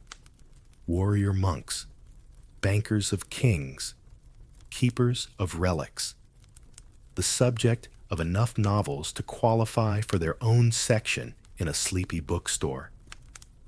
But pigs, That wasn't part of the standard lore until someone found a ledger. A single ambiguous note in a 14th century estate inventory reads, Item 2, swine trained for scent and silence maintained under the authority of the temple master, not for slaughter. Scent and silence. Cue the theorists. Was this an administrative quirk? Were they simply valued? Pigs meant for truffle hunting? Or were they stealth assistants in the safeguarding of certain objects better left unmentioned? You lean closer to a diagram drawn on the wall in faded ink. It shows a winding tunnel, a locked compartment, and beside it, a small paw print, or perhaps a hoof print. The marginalia reads, They do not speak, and so cannot betray. Dramatic certainly, invented possibly, compelling absolutely. The peculiar detail of tonight, a fragmentary letter preserved in a Spanish archive, mentions a beast of the earth, trained to find the sacred tin vessels, likely referring to sealed containers of coins or relics. The beast, according to the note, was small, stout, and disdainful of men, which narrows it down to pigs, some cats, and 1 or 2 local monks. Skeptics abound, of course. Many argue this theory is a case of over-literal translation fueled by our modern appetite for secret animal agents. They remind us that pigs were common useful and very likely not carrying coded messages in their tails, but others lean in. They point out that the Templars were masters of using what was available, that pigs were perfect cover non-threatening smart and able to wander across borders without attracting the kind of attention a heavily armed knight might. Plus, in times of suppression, a pig can hide a scroll better than a chest ever could.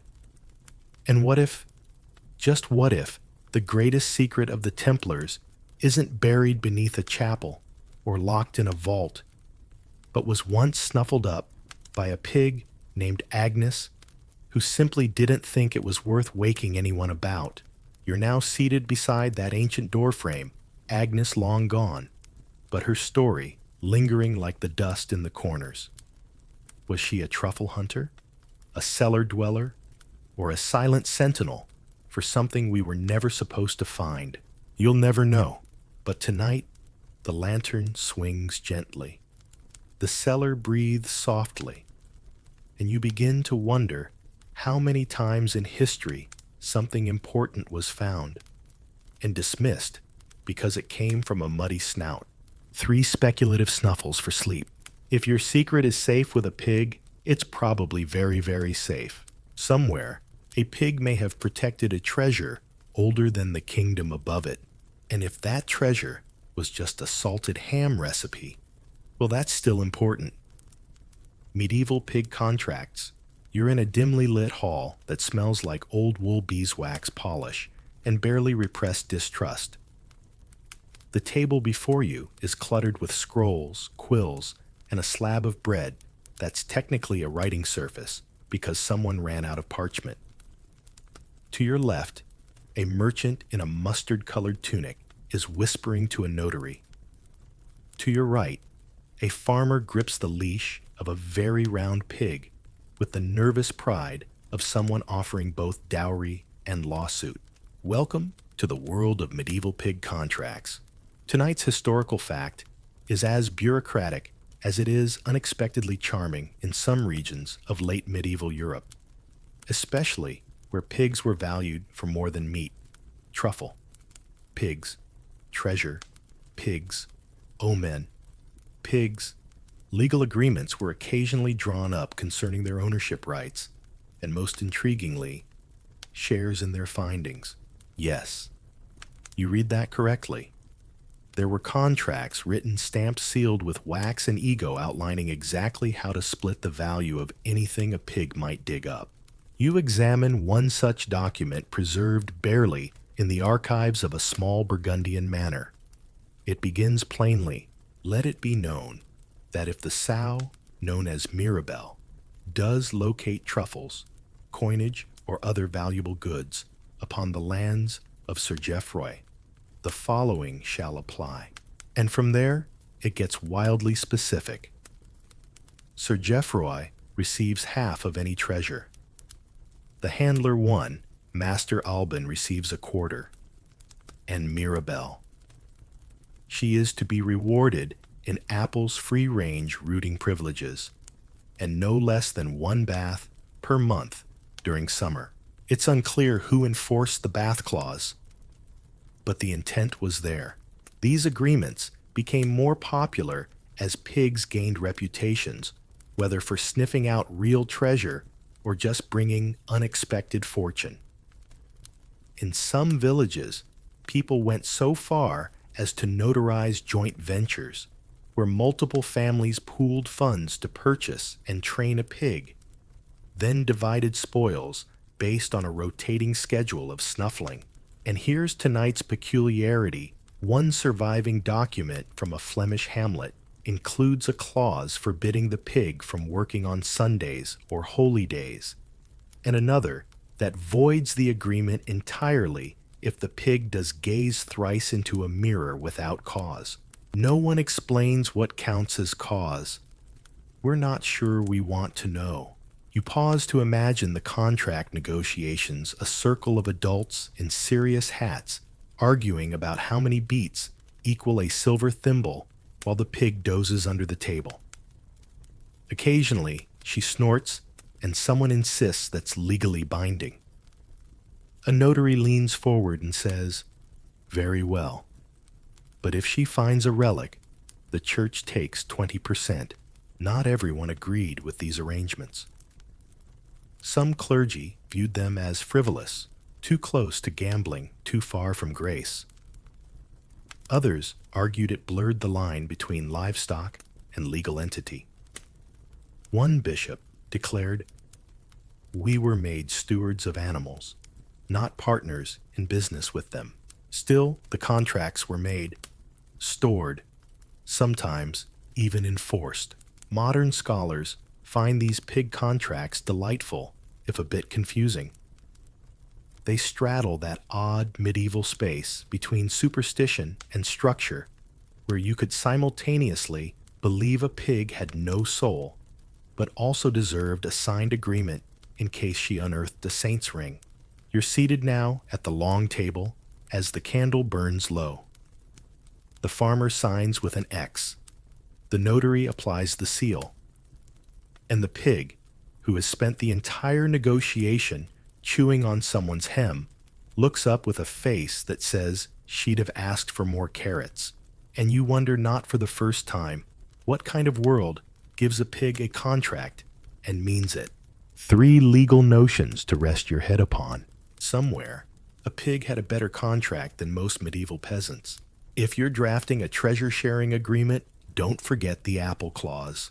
Any animal that needs its own lawyer is probably up to something extraordinary. Oink and Justice, you're seated on a low wooden bench outside a small village courthouse, though courthouse may be too formal a term. It's really more of a barn with aspirations. The scent in the air is a powerful blend of dried hay parchment and judgment. Inside, voices rise. A clerk shouts, "Order," and someone definitely throws a turnip. At the center of the courtroom stands the accused, a pig. She's not tied up, nor frightened. In fact, she's reclining on a burlap mat, like she's done this before. A few children sit nearby, offering her bits of carrot through the railing. She accepts each piece with the practiced grace of someone who knows they're innocent, or at least above the law. Tonight's historical fact snorts into view. With legal flair in medieval Europe, animals, especially pigs, could be and often were put on trial. For real, with judges, with verdicts, with actual sentences, and in a few peculiar cases, for stealing treasure. You might already know the more infamous pig trials where swine were blamed for property damage injuries, or worse. But in smaller courts, especially where treasure or valuables were involved, pigs were sometimes accused of theft, not symbolic theft, actual physical. She took my coin pouch and won't give it back theft. One recorded case from the early 1400s features a pig named Gertrude accused of unjustly possessing a silver ring found beneath the baker's tree. The owner of the ring claimed divine right. The pig's handler claimed finder's rights. The judge was a part-time cobbler who ruled that the pig cannot swear oaths, but neither can she lie, which frankly feels profound. The ring was eventually placed in the local chapel's offering plate. Gertrude received an apology and half a turnip. Another delightful fragment comes from northern Italy, where a sow was brought before a village tribunal after repeatedly returning to the same spot in a vineyard and digging up objects including a rusted knife, a brooch, and a small copper icon. The priest insisted this was a sign of divine intervention. The vintner insisted it was theft. The pig was silent.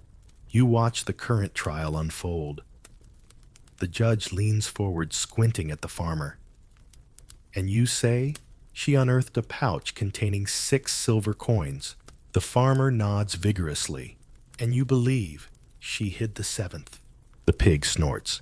The room erupts into debate. Now, for the peculiar detail, in some regions, pigs who recovered treasure were actually granted a form of animal immunity, especially if their discovery benefited the church.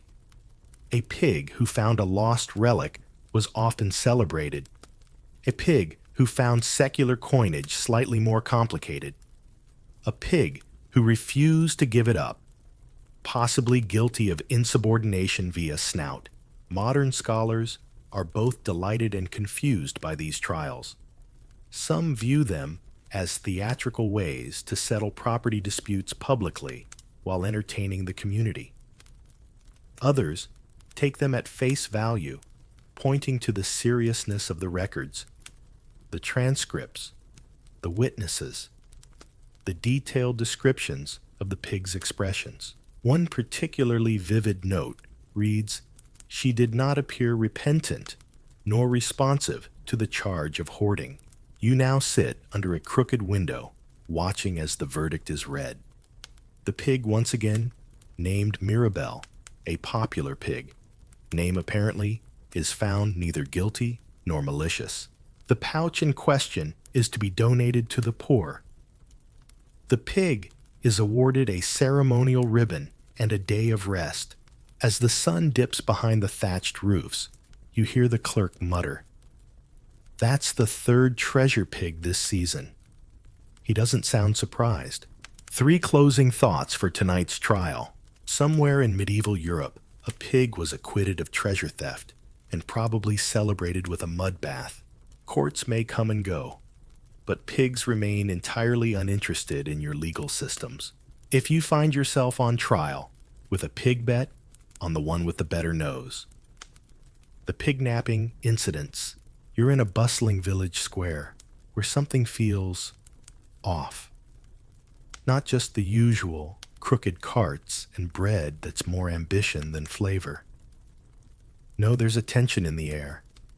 The baker's stopped kneading. The smith isn't hammering. And the town crier just delivered a proclamation that made 3 people faint and 1 elderly woman drop her cabbage. The proclamation, Mirabelle has been taken. Not just any pig, the pig. The one who found 3 coin purses, a silver comb, and most controversially a bishop's misplaced reliquary while rooting behind the granary. And now she's gone. Tonight's historical fact stumbles in with the urgency of a muddy hoofprint. In some parts of medieval Europe, pigs known for finding treasure or valuables were so prized that they became the targets of theft themselves. Yes, pig napping was real.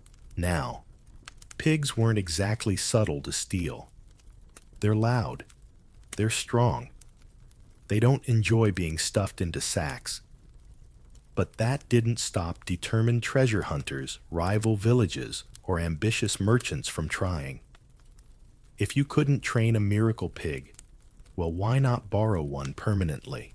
One chronicle from the mid-1400s tells the story of a pig named Agnes, another recurring name apparently, who was stolen from a Flemish farming family after finding a stash of old Roman coins buried near a crumbling vineyard wall. The thief, described as a man with a limp and suspicious amounts of bread, was eventually caught when the pig returned home by herself 2 days later, covered in wildflowers and smug beyond belief.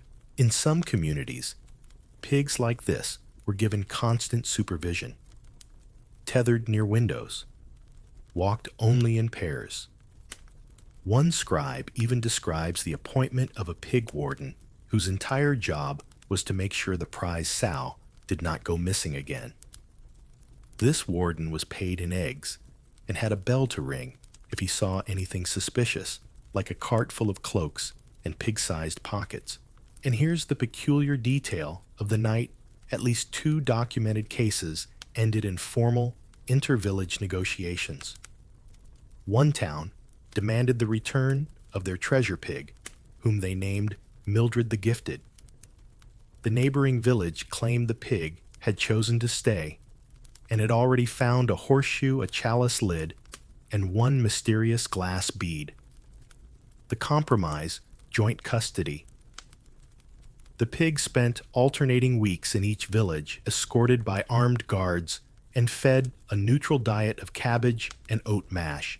You pause beneath the town notice board, where a charcoal sketch of Mirabelle, complete with labeled nostrils and a decorative border, has been tacked beside a list of bakery prices and one suspiciously vague bounty offer. There's murmuring around you. She was seen heading west. Know someone heard oinks near the priory. I heard she's been hired by a duke.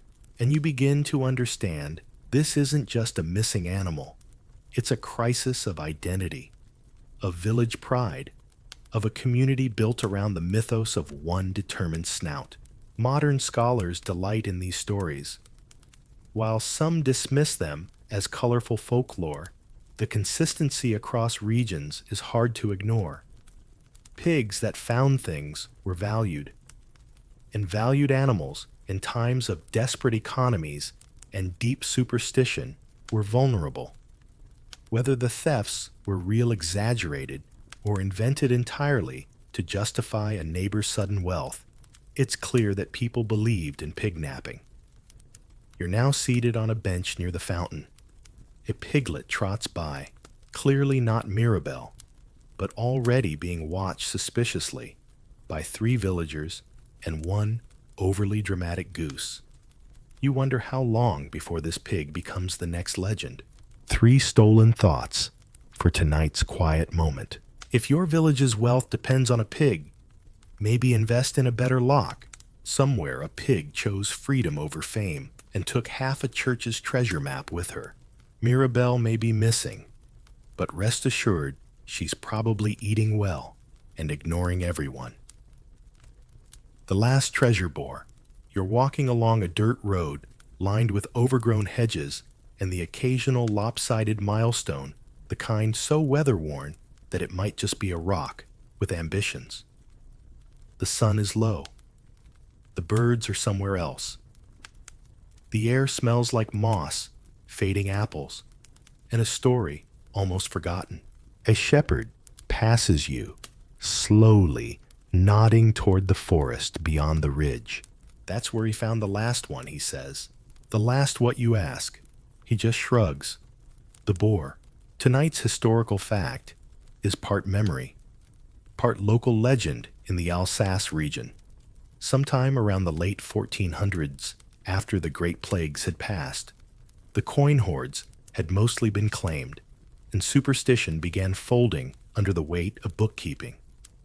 There lived a boar named Osric, widely believed to be the last known pig to serve as an intentional treasure finder.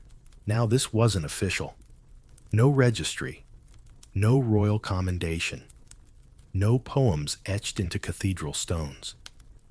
But village tales say Osric was known for his habit of sniffing out items long buried and walking unaccompanied back to the village square with them in his mouth. A pewter spoon, a silver brooch. Once, even a pair of spectacles no one admitted to losing. He belonged to a widow named Gerhild, who kept him not for food or festival, but because, according to every retelling, he knew things.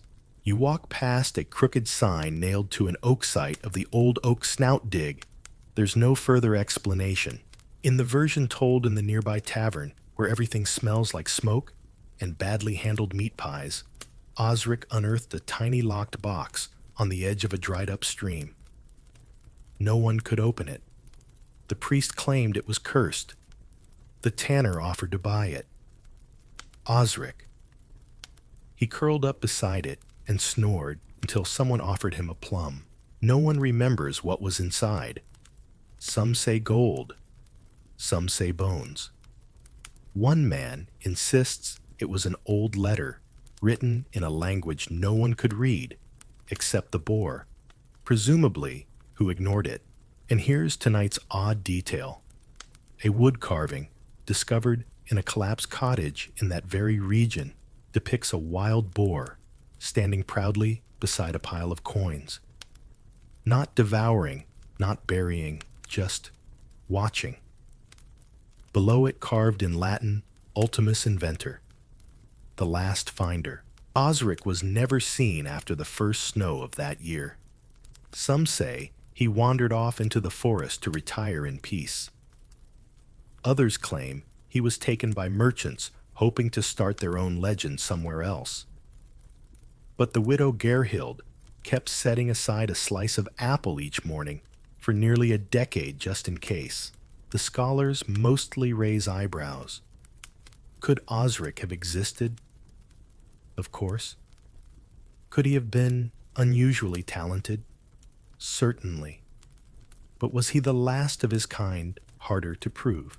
And yet something about the way the locals speak of him, quietly, reverently, like a family member who never needed explaining, makes you wonder if maybe they know something that doesn't live in books.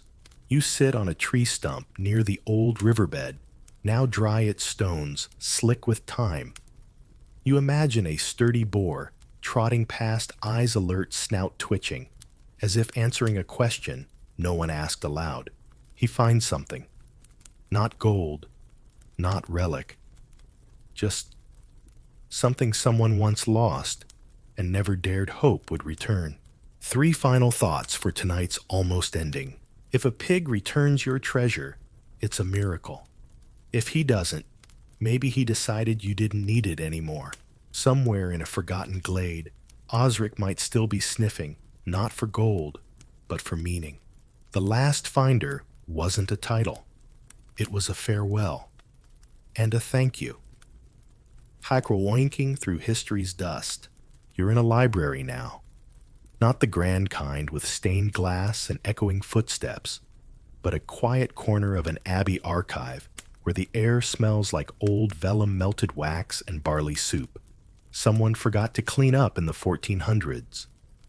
The windows open just enough to let in a draft. The candle burns low, and outside the village clock tower counts out a time no one's checking. And in front of you, spread across a wide oaken table, is a collection of the most unlikely documents, pig records. Not farming logs or feeding schedules, no. These are stranger. Scraps of ledger noting snout activity near coin find. A letter from a friar requesting the return of the clever sow with the golden eye. A marginal drawing of a pig in monk robes solemnly nudging a reliquary. You didn't come here for this. But now, you're elbow deep in the pig-shaped puzzle of forgotten Europe. Tonight's final historical truth is the quiet culmination of the absurd and the oddly dignified pigs so often overlooked in the annals of serious history left more traces in the margins than most minor nobles. And their role, however humble, in the messy, muddy, and often desperate quest for lost things, it mattered. In a time when people buried silver in the night, when monks misplaced bone fragments of saints, and when rings fell into root-choked soil faster than they could be blessed, pigs were the helpers no one wanted to admit they relied on. They weren't always heroes. They weren't always right. Sometimes they just wanted lunch and found a miracle by accident. But then again, don't most miracles arrive that way? The peculiar truth here is that pigs existed in a kind of soft overlap between worlds, part food, part worker, part myth. They weren't sacred, but they were remembered. Not elevated, but not quite dismissed. And somehow, they survived in song, sketch, scroll, and whisper. One poem written in the margins of a traveler's prayer book reads, "She trod the earth with humble feet, through cabbage patch and chapel seat. No crown, no sword, no holy sign, yet still she found what once was mine." That pig's name was Margot. She reportedly found 3 brooches, a carved ivory comb, and allegedly the left sandal of St. Roderick. You don't know what's true anymore. But it doesn't really matter, because truth, like treasure, is sometimes less about where it is and more about who finds it. You lean back, the candle flickering toward its end. Somewhere in some overgrown field, a descendant of these legendary swine might still be snorting at tree roots and uncovering buttons that belonged to no one in particular, but meant everything to someone. And maybe that's the real story. Not just pigs, but the people who watched them with hope. The villagers who followed them into the woods. The monks who recorded their findings in the same breath as sermons. The children who tied ribbons to their tails and whispered, "Maybe this one will find something today." Because history isn't just written by the winners. Sometimes it's written by the muddy. 3 closing oinks to sleep on. If someone tells you pigs didn't shape history, ask to see their footnotes. The past may be buried, but a good nose, a curious heart, and a pig named Margot can still bring it back. And when you dream tonight, may it be under soft straw, with treasure just below your feet. So now, as your eyes grow heavy and the world softens around the edges, let's take a breath together. Deep, slow, and easy. You've wandered through meadows and monasteries, markets, and courtrooms, orchards, and archives. You've followed pigs through the underbrush of medieval life, through stories half true and fully delightful, through legends written not in glory, but in dirt, curiosity, and the soft press of a snout against the unknown. Maybe you didn't expect pigs to be our companions tonight. But isn't that the best part? That the quiet ones, the muddy, overlooked, slightly oinky ones, can carry such strange wonder across centuries. They weren't heroes. They weren't symbols. They were just doing what they do. And somehow, that was enough. And you've been right here, following, listening, letting the candle burn low while the wind shifts gently outside your window. Maybe it's night now. Maybe it's morning. But your thoughts are still nestled in a time when magic wasn't loud and treasure wasn't always shiny. If you carry anything into sleep tonight, let it be this: history isn't made only by kings or battles.